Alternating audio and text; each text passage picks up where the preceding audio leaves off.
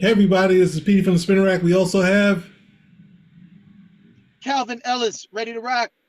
So today we are looking at a trailer spin-off from Harley Quinn, the hit show on Max, possibly the only superhero hit thing that they have so far in the longest time. Oh, I guess they say that the live action Peacemaker was a hit. I don't know what it is, but any thoughts on Kite Man? No, no, none at all. All right, let's let it go.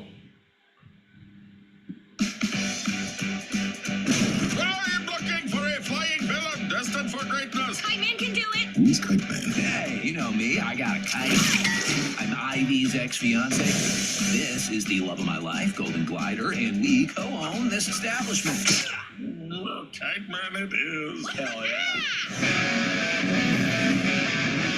Time to wing it!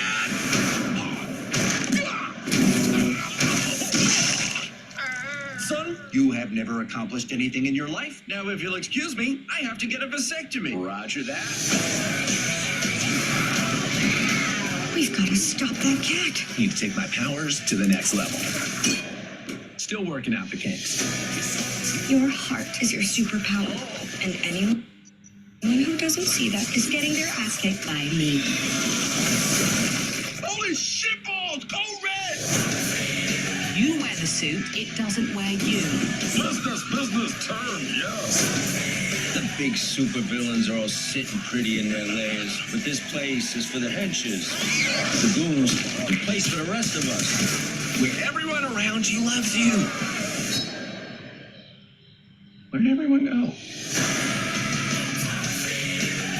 May I make you a drink, Sir Dark Sun? Non-alcoholic, please. This iced tea and lemonade mixture reminds me of my favorite golfer, Arnold Paul. Lee Trevino. El Trevino. A round of Lee Trevinos for everyone. I had my first laugh. It's the first laugh. I finally chuckled. I'm glad you did. Any thoughts? Yeah, not for me.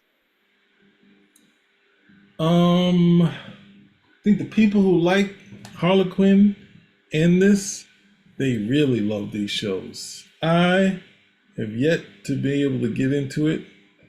So, I mean, all I can say positive so far is the animation still seems top notch. Guess that's about it. It's a letdown. Oh, hold on. There are trucks, then there's the truck. This thing wants to keep playing. But, Yeah, it's just the show is its own thing. That means the Harley Quinn on the show is this is the Harley Quinn of this animated series. And then all the characters are of this particular animated series. So, it's not Kite Man as I know him from the comic or anywhere else for that matter. You'd have to be into the show. I'm not really into the show. I think I watched maybe the first episode of the Harley Quinn series. And when I saw where they were going, I was just like, okay, this isn't going to be for me.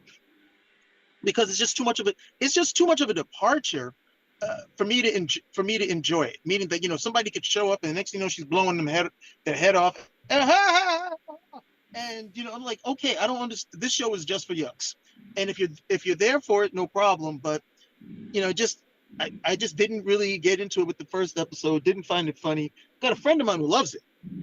Okay, he loves it, but I guess there's a lot of lesbian stuff in there that he likes too. So that's also that also works because I heard it's pretty heavy on that as well. But you can take a character like Kite Man, who's like in terms of being a villain for Batman, he's like a fourth tier character. I think the last time I actually saw him used in a Batman story was like the Bronze Age.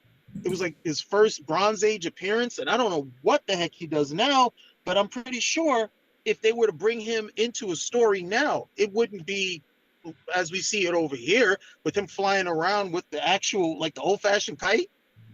yeah. With the what is it? The diamond kite.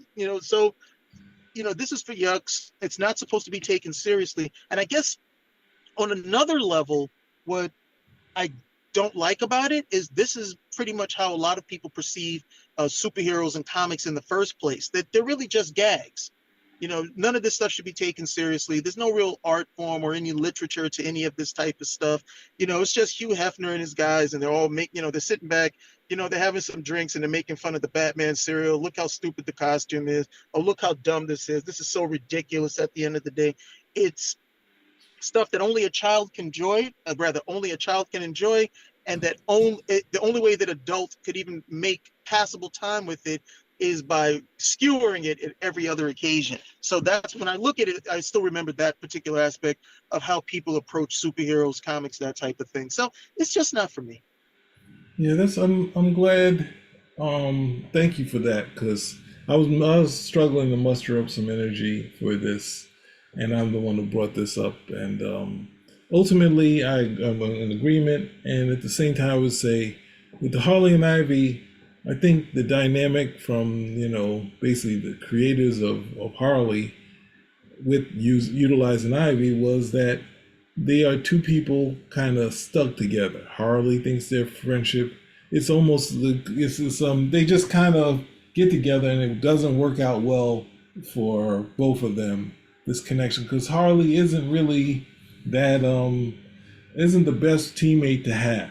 Or Ivy has these big plans and Harley is just a mess. And that's where some points where she wanted to kill her. Like she's pruning a flower, and then what's the name looks over from her cell, and then you see Ivy cut the flower, and what's the name gets sad. And I was like saying the comic book dynamic was so great, and they're like, no, we know that the fans really want their this lesbian love affair that's going on from the ages that can't be broken. She broke up with Kite Man to get with what's the name or whatever. And I just think it's kind of but at the same time, like a lot of friends of mine, they love Harley. They can't wait. They like the level of violence. It's the same kind of stuff you see in the boys, and I haven't been able to keep up with the boys. And it's Oh my goodness. No, the boys. Look, I mean, I had to stop watching after a while. I said, "Look, I can't watch this stuff anymore." I said, "I don't know where these guys are going with this." I just had to stop watching. I just said, "This is just." In episode it was the second season when the guy was trying to when the guy the guy's superpower was that he could just I guess make his penis as long as he wanted to. And he was trying to strangle. He was trying to strangle. I forget who it was. Mother's Milk. He was trying to strangle him with his penis, and I was just like, I don't know. I was like, that was that kind far. yeah. After I saw that, I was like, this is pretty vile. I'm not watching any more of this. I was like, I'm not gonna watch this anymore. I'm gonna end up having nightmares. I was like, no, I was pretty much done with it. But Harley Quinn as a character has changed a lot since her inception, because originally she was Joker's mole and she was in love with him. Mm-hmm. And of course, but she was in love with him, but she was crazy, because nobody in their right mind would be in love with the Joker. And then of course they didn't want to show the Joker as some loving boyfriend or anything of that nature. So he's treating her like trash. Then eventually, Harley somehow is sane enough to, read a feminist manifesto or what have you. And so then she dumps the Joker, which is their way of rehabilitating her. So all the stuff she did with the Joker, we don't talk about that anymore. All the crimes, all the killing, no problem. She didn't have to go to jail for anything. She effectively, and they like you said, they like to do this with these characters where, they like to do this, the Scorpion and the Frog type character, so, or the reformed villain, the anti-hero. They rather do that because that person they can have a lot more leeway with, as opposed to doing, a character who's good. But then, you go a step further, you have the relationship between her and Ivy, which is more like more like an adversarial Laurel and Hardy, if you will. That's where it's supposed to be at. Yeah, and then, I guess somebody must have watched the episode of Howard Stern from the 90s and realized, hey, we can sell anything as long as it's lesbians. Why don't we just do that with it? And then you go to, the next route with the whole thing. And I'm like, I was like, okay. And so I asked, it's like, is this character even a villain anymore? I mean, if I picked up a Harley Quinn comic book, what the heck would be going on? at the end of the day. So it's just not for me. But I think this show plays into a lot of what the fan base that likes Harley Quinn, what they expect of the character, what they want to see. And again, a lot of the stuff that we're looking at, be it Harley Quinn or Star Wars, or even like with Marvel and DC, when it comes to the visual media, they push this narrative that you don't need to read the comics to enjoy this stuff. You can just come in and enjoy it for what it is. So you don't need to understand Harley Quinn from the animated series or the cartoon, or the comic. Okay, you can just come in and watch the Harley Quinn cartoon, and that'll be the end of it. The trouble is that this becomes this very self-contained character for a series of people who like this particular character in this self-contained offering. And then when you get, out of that, it becomes, huh? What are you talking about? That's not Harley Quinn. She's supposed to be doing this. Like, no, that right there, okay, the cartoon, that's the outlier. That's not the main character. This is what the main character is all about. No, it's not. Harley would never do that. She would put some dynamite in his ear and blow him. Like, no. That's the Joker. That's the Joker. Harley Quinn's not that character. She's supposed to be his mall at the end of the day. Like, did you ever read Injustice: Gods Among Us? No. Only a couple of issues. Only a couple issues. Like, man, you lucked out. I had to review that, so I was reading it. Yeah, so I was reading it, and initially, the Joker kills Lois Lane. Harley Quinn is there with him. One of the things the Joker has to do is he has to perform surgery on Lois Lane so he can put a bomb inside of her, something that'll detonate and set off this bomb. Harley Quinn assists in the surgery. Okay, Superman goes and he kills the Joker, but for some reason, Harley Quinn, is okay. He's not looking for her. And then she's alive until throughout everything, she's not just alive, through 5 years of Superman trying to find Batman and kill him. She's not just alive, she joins the resistance. They accept her. Nobody looks at her like, hey, you're responsible for one of the reasons why we're in this mess that Superman's turned into a tyrant, because you and the Joker did this nonsense. No, all forgiven. Nobody cares. yeah. Nobody cares at the end of the day. So that right there is the approach to this character. The approach to the character. It's a similar the situation where, like, say, let's look at Buffy the Vampire Slayer, right? Which was successful. It had a spin-off. It led to the writer-director to have a bunch of things. But at the same time, even though the original film wasn't successful, my sister liked the film. So when she saw the TV show, she was like, that's not Buffy. It don't look nothing like her. And she totally went out of it. Now, the difference being is that the film wasn't successful. So the fact that he was able to cajole what's the name of, like, a syndication show station to pick up the show and then move it into a very successful thing, you're gonna want to change it to say why this didn't work, make it work. But at the same time, you don't have an unsuccessful Harley Quinn. She's been utilized, she's been brought into the comic books, and you don't, like, to say, what, how do we catch these characters? The hook is there's gonna be a romance, and it's just like, what? And I'm the only one saying what all the fans and the people are like, yes, they've always been together, they've always been in love, and we finally, when did this happen? It's like the creators, the creator of Harley Quinn. Correct me if I'm wrong. What? Correct me if I'm wrong. But if I remember correctly, Josh Whedon said the Buffy the Vampire Slayer that made it to the film was not the idea he had for the character. That was just, that was pretty much what happened in terms of what he created.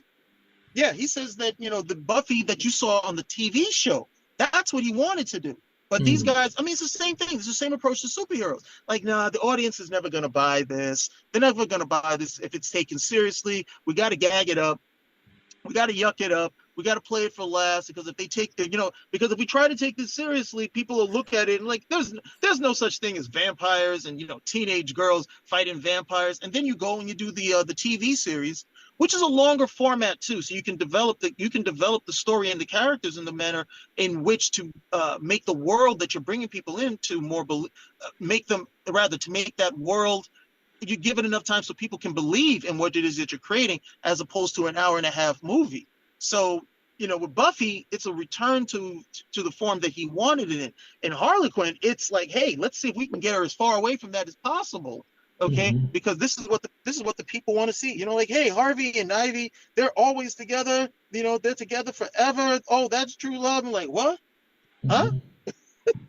Yeah. Like, I don't remember any of this on the cartoon show. I saw every episode. I don't remember any of this type of stuff.